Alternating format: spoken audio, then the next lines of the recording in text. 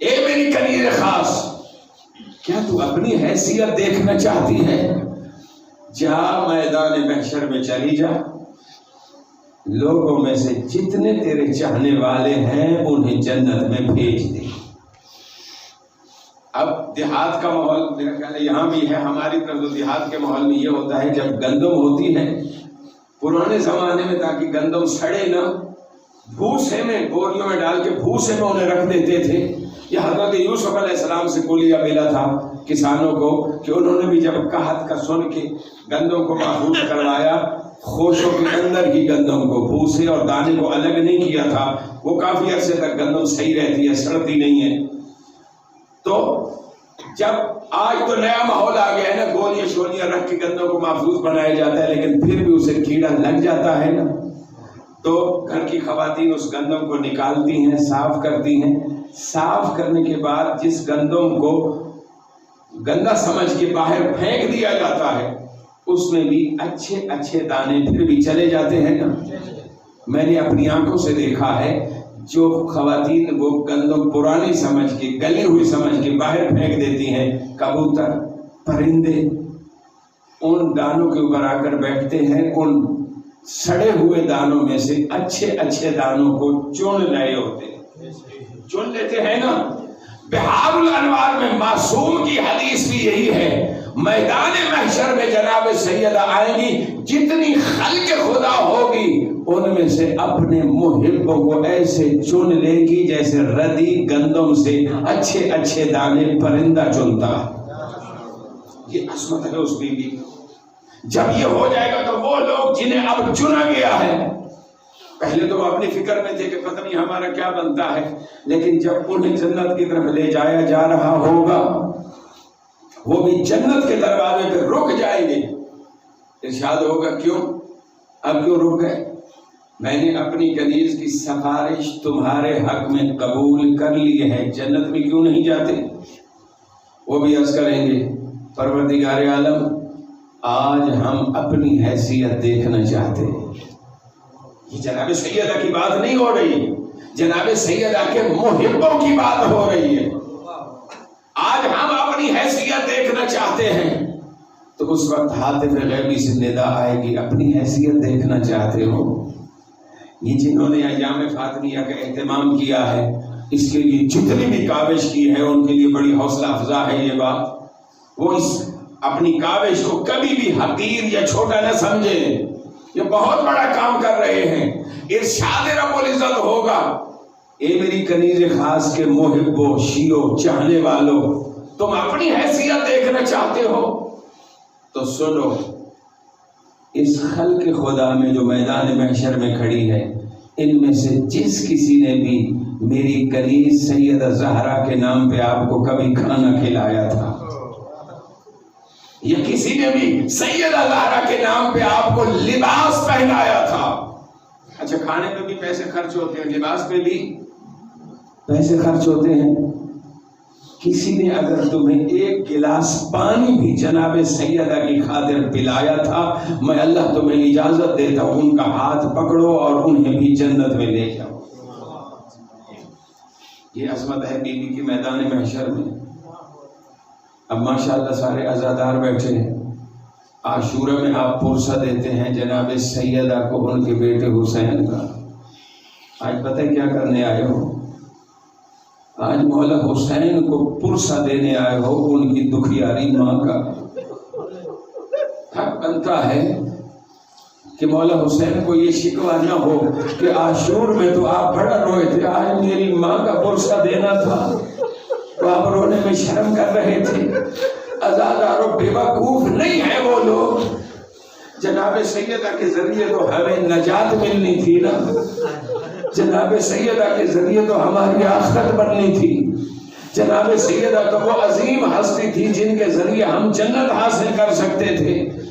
کتنے بے وقوف تھے، اس کے دروازے پہ آگ لے کر عقل مندی کرتے، اس دروازے سے تو نجات مل سکتی تھی، اس دروازے سے تو جنت مل سکتی تھی۔ آزاد بڑا سید بھی بیٹھے ہوں گے، سیدوں کے سے معذرت کے ساتھ سید آپ کی کلیجے کو آگ لگا دو. خدا شاہد ہے میں نے روایات میں پڑھا ہے یہی وہ دروازہ جس پہ رسول اسلام السلام علیکم یا اہل بیت النبوہ کہہ کے سلام کیا کرتے تھے. اسی دروازے پہ کچھ لوگ آئے. پہلے جو تاریخ میں نے پڑھا ہے پہلے ایک بندے کو بھیجا جس کا نام گلفس تھا کہ جاؤ علی کو بلا کے لے آؤ. اس کا پس منظر ہے مولا علی گھر میں قید ہو کر بیٹھ گئے تھے کہ اب جب تک میں کتاب خدا قرآن کو جمع نہ کر لوں میں اپنے دوش پر چادر نہیں ڈالوں گا. بلایا میرے مولا علی نے کہا انہیں جا کے کہہ دو میں نہیں آ سکتا جب تک کتاب خدا قرآن مجید کو جمع نہ کر لوں. میرے نوجوانوں کے ذہنوں میں رک کے سنیے بڑی مجالس ہو رہی ہیں ماشاءاللہ ایام فاطمیہ کی. کل بھی ہوگی, کل جی بھر کے رو لیجیے گا. ذرا یہ بھی معلومات لیتے جائیں میرے نوجوان. قرآن پہلے جمع ہو چکا تھا, اس میں کوئی شک و شبہ نہیں ہے, بلکہ پیغمبر خاتم کے زمانے میں ہی قرآن جمع ہو چکا تھا. ورنہ پیغمبر خاتم یہ کیوں فرماتے میں تمہارے درمیان دو چیزیں چھوڑ کے جا رہا ہوں, ایک اللہ کی کتاب, دوسرا اپنی اہل بیت. بکھرے ہوئے اوراق کو کسی بھی زبان میں کتاب نہیں کہا جاتا. خلافت کے دور میں اگر کچھ ہوا ہے تو وہ اس کی نسخہ بندی اور انہیں تقسیم کرنے کا کام ہوا ہے. سب یہ جب ہو چکا تھا تو مولا علی کون سا قرآن جمع کر رہے تھے؟ مولا علی قرآن کو ہر آیت کی شان نزول کے ساتھ کہ اس آیت کے بارے میں پیغمبر نے کیا فرمایا, یہ آیت کہاں پر نازل ہوئی, اس آیت کی تفسیر کیا ہے, اس طرح مولا علی قرآن جمع کر رہے تھے. اس لیے جب قاصد بلانے والا آیا تو میرے مولا علی ابن ابی طالب نے کہا جاؤ کہہ دو ان دربار والوں کو علی کہہ رہے ہیں جب تک قرآن جمع نہیں ہو جاتا علی باہر نہیں آئے گا. اللہ دارو اب تو واپس چلے گئے, لیکن اب باقاعدہ منصوبہ لے کر ایک نہیں کئی بندے آئے. اللہ دارو کس طرح میں بیان کروں, آپ کا دل دکھے گا. سید بھی بیٹھے ہیں, یہ اب جب آئے تو خالی ہاتھ نہیں آئے, ہاتھوں میں لکڑیاں بھی اٹھائی ہوئی تھی. انہوں نے آ کے دقل باب کیا. اللہ دارو دروازے میں مولا علی ابن ابی طالب نہیں آئے, رسول کی بیٹی جناب سیدہ آئی. اب یہاں میرے نوجوانوں کے ذہنوں میں سوال پیدا ہوتا ہوگا علی جیسا غیرت دار شوہر ہو کر خود وہ دروازے پہ کیوں نہیں آئے, زہرا کو کیوں نہیں بھیجا؟ بیوی ماحول دیکھ رہی تھی کہ اب اس گروہ کی نیت یہی ہے علی کو اب ختم کر دینا ہے, علی راستے کی رکاوٹ ہے. جناب سیدہ زہرا چاہتی یہ تھی کہ لوگوں کو بتائیں میں رسول کی بیٹی ہوں, شاید میری عظمت کا لحاظ کر لیں. لیکن خدا شاہد ہے میں نے جو روایت پڑھی ہے آپ کا دل دکھے گا. زہرا دروازے کے پیچھے ہے, انہوں نے قتل بات کیا اور کسی نے کہا علی کو باہر بھیجو. میری آقا زادی رسول کی بیٹی نے کہا علی باہر نہیں آ سکتے. تو کسی ظالم نے کہا اگر علی باہر نہ آئے ہم اس دروازے کو آگ لگا دیں. اہل بیت کا اخلاق دیکھیے, یہاں بھی تھوڑا سا غصے سے بھی ڈانٹ کے انداز میں بھی کہہ سکتی تھی, لیکن بڑے نرم لہجے میں بی بی نے کہا اس دروازے کو آگ لگاؤ. جس دروازے کے اندر رسول کے چھوٹے چھوٹے بچے ہیں, کہنے والے نے کہا چاہے حسنین ہو ہم پھر بھی آگ لگا دیں گے. آزاداروں میرا تصور یہی ہے, روایت میں جملے یہی ہے, کسی طرح بی بی کا چادر میں لپٹا ہوا ہاتھ باہر آیا. میرا تصور یہی ہے بی بی دروازہ بند کرنا چاہتی ہوگی, بی بی کا جیسے ہی ہاتھ باہر آیا ایک ملعون کے ہاتھ میں کوڑا تھا. اللہ اس ظالم نے کوڑا بلند کیا, پورے زور سے بنت رسول کے ہاتھ میں مارا. آپ سنتے ہیں اتنی زور سے کوڑا مارا بی بی کی چیخ بلند ہوئی, بابا آپ کے بعد آپ کی بیٹی کے ساتھ یہ ہو رہا ہے. اللہ تعالیٰ نے اس کے بعد علامہ شبلی نعمانی لکھتے ہیں آگ لگائی نہیں تھی صرف دھمکی دی. میں کہوں گا علامہ شبلی نعمانی ٹھیک ٹھیک ہے مان لیتا ہوں دھمکی تھی، لیکن یہ تو بتاؤ دھمکی دی کس کو تھی؟ کوئی معمولی بیوی نہیں تھی، رسول کی وہ بیٹی تھی جس کے احترام رسول کھڑے ہو جاتے تھے۔ لیکن ہمارے منابع حدیث و تاریخ یہی بتاتے ہیں لکڑیاں رکھ کر آگ لگا دی گئی۔ عزاداروں جب دروازہ چل گیا، پیچھے رسول کی بیٹی کھڑی ہے، رسول کی بیٹی کے پیچھے دیوار ہے، سامنے جلتا ہوا دروازہ ہے، میں کیا کروں؟ تظلم الزہرا والے نے بھی یہ لکھا، اور آیت اللہ فضل اللہ قمپانی نے بھی ایک مرثیہ لکھا ہے بی بی کا۔ وہ مرثیہ تظلم الزہرا کی روایت سے ملتا ہے۔ فضل اللہ قمپانی کیا لکھتے ہیں؟ کہتے ہیں لست ادری ما قصۃ المسمار، میں نہیں جانتا یہ میخ کا قصہ کیا ہے۔ اور اس کے بعد اگلا شعر کہتے ہیں سل صدرہا خزینۃ الاسرار، اگر یہ میخ کا قصہ جاننا چاہتے ہو تو اس بیوی کے سینے سے پوچھو جس بیوی کے سینے میں یہ میخ پیوست ہوئی۔ عزادار و تظلم الزہرا والے لکھتے ہیں پھر ایک جلتے ہوئے دروازے کو ظالم نے لات ماری، دروازہ گرا۔ آج بھی جو پرانے زمانے کے دروازے ہیں نا، میں نے دیکھے ان کے پٹھوں کو جوڑنے کے لیے لوہے کی میخیں لگی ہوتی،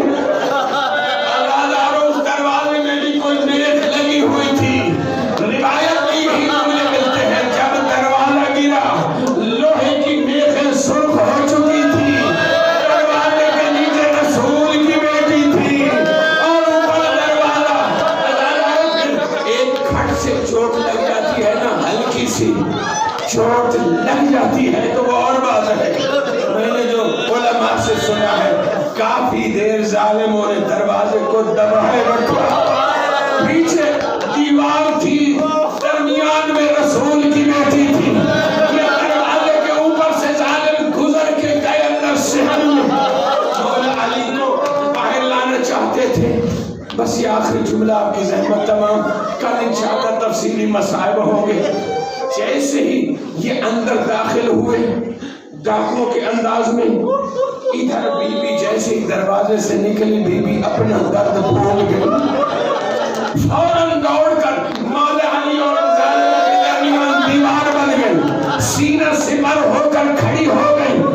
جیسے ہی بی بی سامنے آئی، سیدو آپ کے کلیجے میں لگا دوں آگ، میں نہ بیان کرتا لیکن میں کیا کروں؟ معصوم نے فرمایا لوگوں کو بتاؤ تو صحیح نا ہم پر کیا مظالم ہوئے ہیں، اس لیے معصوم کے فرمان پر عمل کرتے ہوئے بتانا چاہتا ہوں۔ بحار الانوار میں لکھا ہے ایک ظالم کے پاس تلوار تھی، اس ظالم نے تلوار نیام سے نکالی، تلوار کا دستہ رسول کے جگر گوشے کے شکم اطہر پہ مارا۔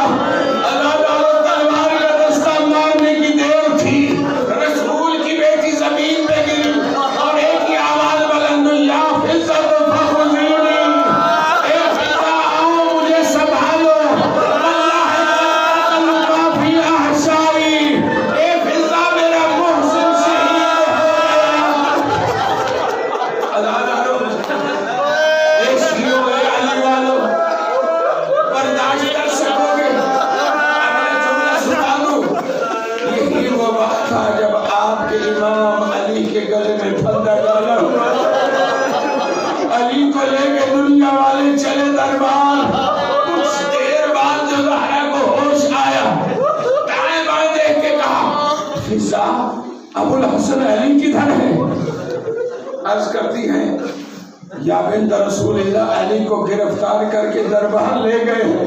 زہرا اپنا درد بھول گئی، اپنے پہلو کے زخم کو بھول گئی، فوراً چادر لے کر گھر سے باہر نکلی۔ سلمان فارسی کی ایک روایت ہے اور دوسرے لوگوں نے بھی ایک روایت بیان کی ہے، رسول کی بیٹی جب باہر آئی ہے نا تو رسول کی بیٹی نے ظالموں سے کہا خلو ابو الحسن، ابو الحسن علی ابن ابی طالب کو چھوڑ دو ورنہ میں رسول کی قمیص سر پہ رکھ کے بد دعا کروں گی۔ سلمان فارسی بیان کرتے ہیں بی بی نے کہا خلو ابو الحسن، ابو الحسن کو چھوڑ دو، وَإِلَّا لَأَنْشُرَنَّ شَعْرِي، ورنہ میں اپنے سر کے بال کھول دوں گی۔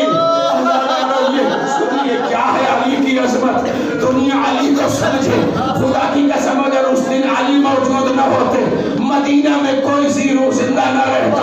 جیسے مولا علی کے کانوں میں یہ بات گئی فوراً اشارے سے سلمان کو پاس بلایا, کہا سلمان جاؤ رسول کی بیٹی کو کہہ دو علی یہ کہہ رہے ہیں خبردار بد دعا نہ کرنا.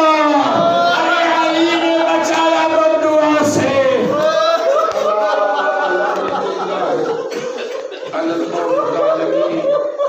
وَسَيَعْلَمُ الَّذِينَ ظَلَمُوا أَيَّ مُنقَلَبٍ يَنقَلِبُونَ. بارے آل محمد کی عظمت کا واسطہ ہماری عبادت کو اپنی بارگاہ میں قبول فرما. بارے واسطہ محمد والے محمد کی عزت و عظمت کا تمام حاضرین جو بنت رسول کی صف اعضاء پہ تشریف لائے ہیں, مالک ان کی حاضری اپنی بارگاہ میں قبول فرما. مالک اس مجلس اعضاء میں خواتین و حضرات میں سے اگر کوئی کسی دکھ تکلیف مصیبت میں بیماری میں مبتلا ہے, مالک تجھے واسطہ ان ٹوٹی ہوئی پسند مالک انہیں صحت کاملہ واجلہ. بارے آل محمد کی عزت و عظمت کا واسطہ صاحبان حاجات جو حاجات لے کر اس معظمہ بی بی کی بارگاہ میں تشریف لائے ہیں, مالک ان کے حوائج شرعیہ پورے فرما. بارے آل محمد کی عزت و عظمت کا واسطہ بیماروں کو شفائی کاملہ واجلہ عطا فرما. حاضرین کے مرحومین بالخصوص جنہوں نے اس صف اعضاء کا اہتمام کیا ہے, مالک ان سب کے مرحومین کے صغیرہ و کبیرہ گناہ معاف فرما.